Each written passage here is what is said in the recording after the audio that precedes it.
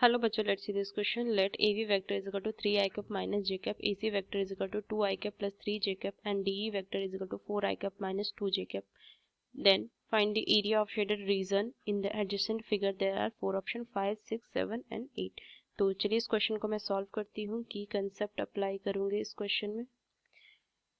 की कंसेप्ट, तो ये जो शेडेड रीजन है ये एक क्वाड्रिलेटरल है. देख सकते हैं बी डी सी ई ये क्वाड्रिलेटरल है. तो क्वाड्रिलेटरल का जो एरिया होता है वो क्या होता है?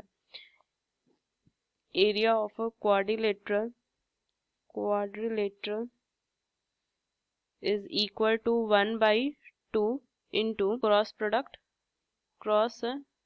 Product of diagonals.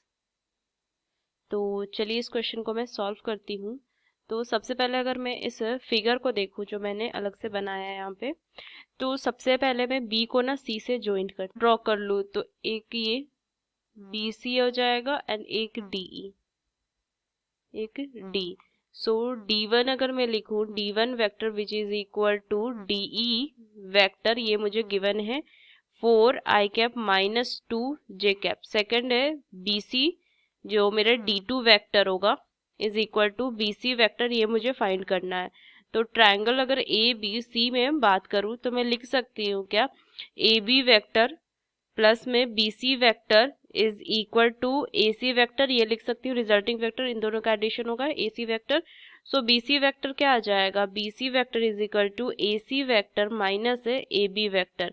तो माइनस कीजिए क्या हो जाएगा 2 I cap plus 3 J cap minus 3 I cap minus 3 I cap minus J cap.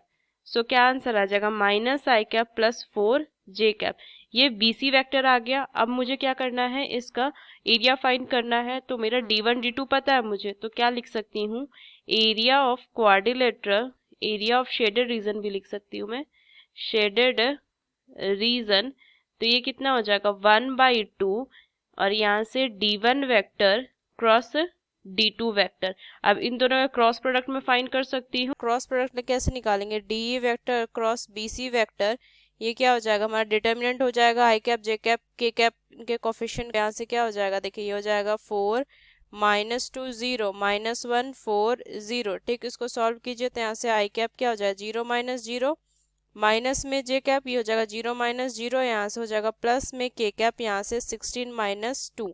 तो यहाँ से कितना हो जाएगा, ये आ जाएगा 14 K कैप, ये आ जाएगा. ठीक, तो यहाँ से क्या हो जाएगा DE वेक्टर क्रॉस में BC वेक्टर, ये आ जाएगा. ठीक, अब यहाँ से अगर देखें तो यहाँ से हमारा जो एरिया हो जाएगा, यहाँ से लिखेंगे एरिया ऑफ शेडेड